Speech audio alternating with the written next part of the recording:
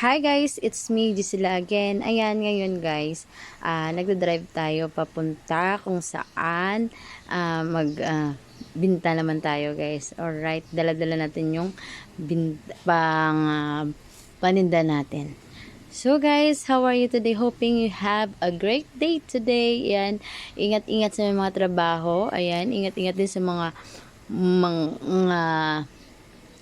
nagde-drive. Ayan, ingat po tayo guys. Ayan, kahit may magkaroon man tayo ng konting aberya sa biyahe, basta ingat lang tayo po. Ayan guys, ayan, so wala pa breakfast guys. Ayan, breakfast na kayo, huwag kayong lumimot ng kain umagahan. Ayan, dapat kasi guys, kahit ano ka busy, basta uunahin natin yung pagkain natin sa umaga. Alright, kahit yung panggabi natin, ayan, maiwan na yan. Okay, ayan kasi guys, paggabi kahit hindi tayo kakain, ay, matutulog na tayo. So, okay lang yan. O, diba? Sa stress, sa sobrang pagod, ayun. Kaya, ayun, kahit hindi ka kakain, tutulog ka na lang, okay lang yan. Pero, yung agahan at saka yung lunch natin, wag nating kalimutan para tuloy-tuloy ang lakas natin po guys, no? Ayun, so yung ating daanan ngayon sobrang rough road. Ayan, hindi simentado yung dinadaanan natin ngayon guys, alam nyo yan. So, ayun. Nakikita nyo ba, guys? O, diba? Tapos, yung daanan natin, hindi mga building yan, guys, ha? Puro tubo yan. So, ayan. Congratulations sa atin. Ayan. Araw-araw natin dinadaanan to, guys. So, kaya for the goal lang tayo, para sa goal natin. Ayan. Kasi, guys, habang tayo'y bata pa, pwede nating gawin ang mga bagay-bagay na gusto natin dahil kaya pa natin. So guys, pag matanda na tayo, ayun, hindi natin magagawa ang mga ganito guys, no? Babiyahe ng rough road kasi pagtanda na tayo guys, sakit na po. Ayan, sakit na po sa balakhang, sakit na po sa mga puwet sa kakaupo. Ayan, so hindi na tayo pag tatanda na tayo, hindi na tayo hindi ko na kaya to guys, no? Babiyahe ng malayo, hindi sementado yung daan. So ayun guys, ngayon super tiyaga tayo, pagod-pagod tayo para sa kayo na bukasan natin. Ayay, nabubulo na naman na kits. So ayun guys, for the goal lang tayo. Ayan, o diba? Medyo lakasan ng loob lang dito guys to. Ayan, syempre, babiyahe ka na walang medyo ano lang yung daanan natin guys. Medyo batsi-batsi. Oy, diba? Medyo okay lang yan. So, ayan. Pag kunting kabado ka dyan, so, ayun. Kasi, medyo malagkit yung daan guys, no? Dapat lakas ng loob lang. Ayan, confident lang sa pag-drive. Kasi minsan yung pati yung guma natin, ayan, na ano din. Alright. So, wag lang tayo dadaan medyo sa putikan. Putik talaga guys, no? So, ayan. So, kamusta kamo dyan? Alright.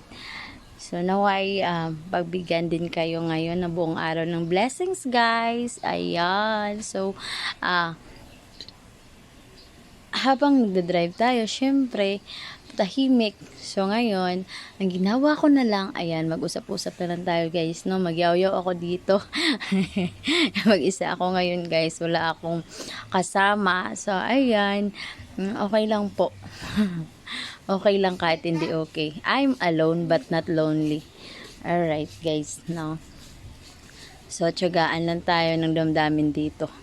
At ayan, medyo slow motion tayo dito guys, no? Ayan, kasi putik-putik dito tapos may makasalubong pa tayo guys, no? Ayan, para stop na lang tayo para ayun, para medyo mapauna siya.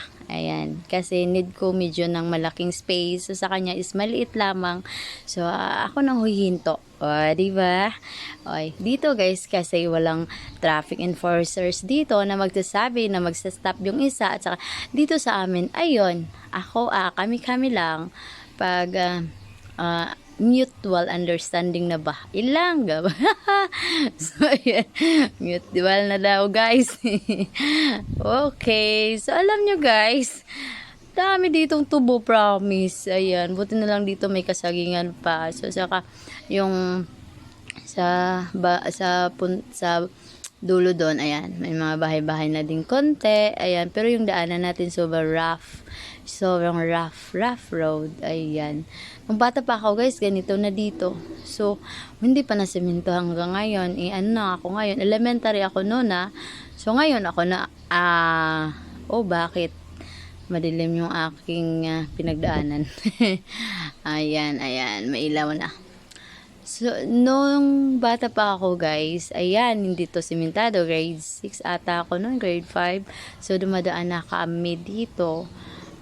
So, ngayon guys, hanggang ngayon hindi pa simentado. Bakit kaya, no? Na ilang years na ako hindi nag-school, tapos na po ako. So, hanggang ngayon. So, sa ibang lugar, yung mga simento nila, ilang beses na nila pinalitan. Alright, so guys, nabutan tayo ng ulan-ulan. Syempre, okay lang yan, wiper lang natin at konti lang tayo ng ingat. Alright, kasi nagbibideo pa tayo. Tapos, nagte-drive ba tayo? Diba, bunggahan na to? Wala talaga guys yung naghahawak ng cellphone ko, o yan, may kasulong pa akong aso.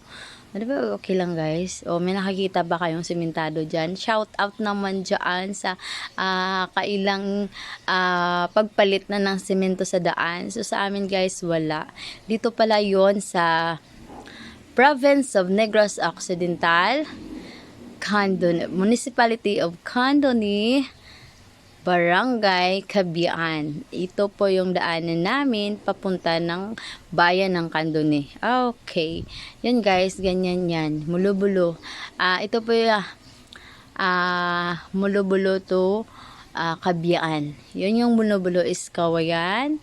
Municipality of Kawayan yan. Nasa Kopan yan. And then, papunta ako sa bayan ng Candoni, which is the Barangay Kabian ay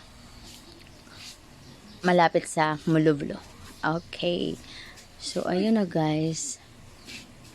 Okay, medyo stop and hinto-hinto tayo ng konti kasi may kasalubong na naman tayo.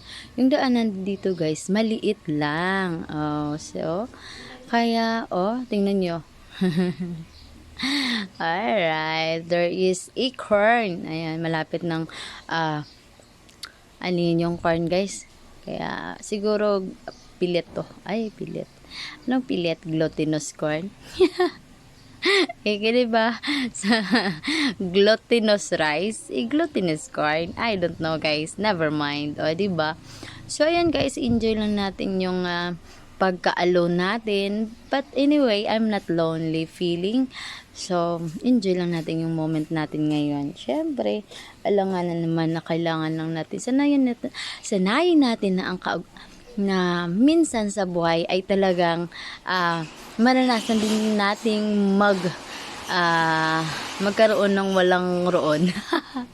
magkaroon ng walang roon. Hindi, maranasan din natin yung mag-isa tayo. Kaya, very ready. Very ready, guys. Yes, of course. You must ready yourself. Ready. Be ready.